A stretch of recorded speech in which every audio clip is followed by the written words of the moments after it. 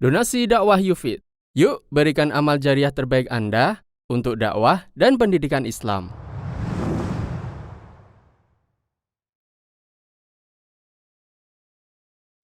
Bismillahirrahmanirrahim. Perkenankan kami berbagi cara mandi junub. Islam adalah agama yang sangat perhatian dengan kebersihan. Ini dibuktikan dengan banyaknya aturan dalam masalah bersuci. Dan bahkan para ulama menyediakan satu bab dalam bidang ilmu fikih yang khusus membahas masalah bersuci, yaitu fikih toharah. Hanya saja, sangat disayangkan, tidak semua muslim mau mengenali aturan ini, sehingga ada di antara mereka yang mau belajar dan ada di antara mereka yang sama sekali tidak mau mengenalinya. Bahkan di antara mereka ada yang tidak pernah mengenal syariat mandi junub, sehingga berkali-kali mengalami junub, namun mereka tidak pernah mandi junub. Allahul Musta'an. Kita layak bersyukur kepada Allah ketika Allah memberikan kesempatan bagi kita untuk mau mengenali aturan, mau belajar, sehingga kita bisa mengambil sikap yang benar. Pemirsa yang dirahmati Allah, bagian dari nikmat yang Allah berikan kepada umat manusia, Allah mengutus nabinya dari kalangan manusia. Beliau menikah, berkeluarga, dan melakukan aktivitas sebagaimana layaknya manusia. Sehingga setiap orang bisa meneladani beliau dalam setiap aktivitas hidup yang beliau lakukan.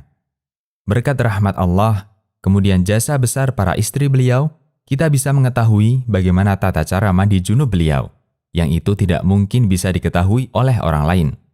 Karena itu, kita patut berterima kasih kepada para istri beliau, ibunda kaum mukminin, yang telah mengabarkan kepada umat tentang aktivitas Nabi SAW ketika beliau di rumah. Bukan sebaliknya, justru mencela dan menghina para istri Nabi SAW sebagaimana yang dilakukan oleh orang Syiah. Tata cara mandi junub. Berkaitan dengan mandi junub, terdapat dua hadis pokok yang bisa kita jadikan sebagai acuan. Kedua hadis tersebut berasal dari dua istri Rasulullah SAW, Aisyah dan Maimunah radhiyallahu anhuma. Hadis pertama, hadis Aisyah radhiyallahu anha. Beliau menceritakan, anna Nabiyya sallallahu alaihi wasallam kana idza iktasala minal janabah bada'a faghasala yadayhi thumma yatawadda kama yatawadda'u lis-shalah thumma yudkhilu asabi'ahu fil ma' fayukhallilu biha usula sya'ri thumma yasubbu ala ra'sihi thalatha ghurafin biyadayhi thumma yufidu al-ma'a ala jildihi kulli, yang artinya bahwa jika Nabi sallallahu alaihi wasallam mandi junub, beliau memulainya dengan mencuci kedua telapak tangannya. Kemudian beliau berwudu sebagaimana wudu untuk sholat. Lalu beliau memasukkan jari-jarinya ke dalam air, lalu menggosokkannya ke kulit kepalanya. Kemudian menyiramkan air ke atas kepalanya dengan cidukan kedua telapak tangannya sebanyak 3 kali. Kemudian beliau mengguyurkan air ke seluruh badannya. Hadis riwayat Bukhari dan Muslim. Hadis kedua, hadis dari Ibnu Abbas.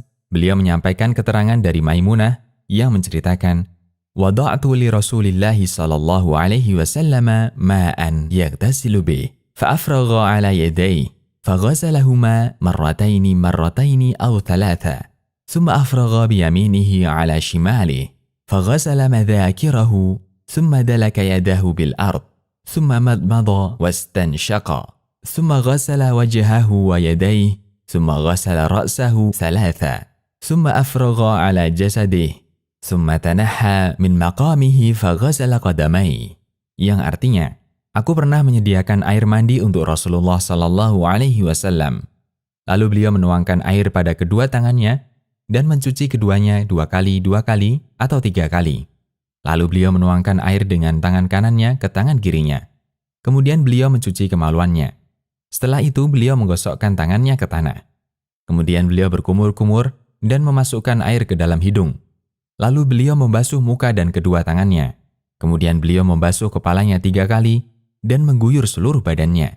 Selanjutnya, beliau bergeser dari posisi semula lalu mencuci kedua kakinya di tempat yang berbeda. Hadis riwayat Bukhari dan Muslim.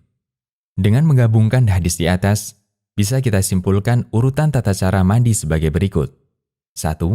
Menuangkan air dan mencuci kedua tangan. 2. Mengambil air dengan tangan kanan untuk mencuci kemaluan dengan tangan kiri.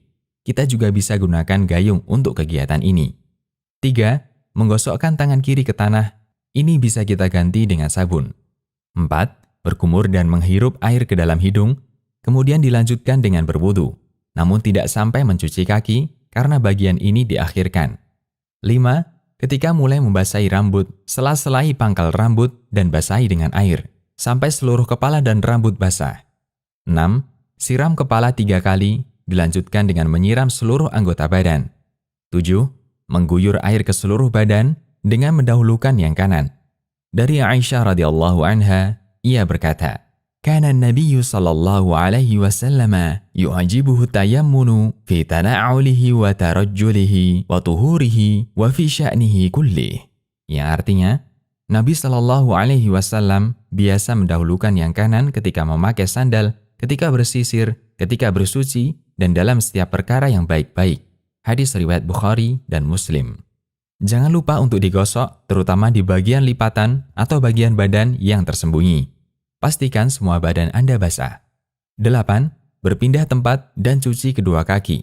Jangan lupa sela-selai jari kaki sampai Anda yakin seluruh kaki Anda basah. Demikian, semoga Allah memudahkan kita untuk meniti sunnah Nabi-Nya sallallahu alaihi wasallam.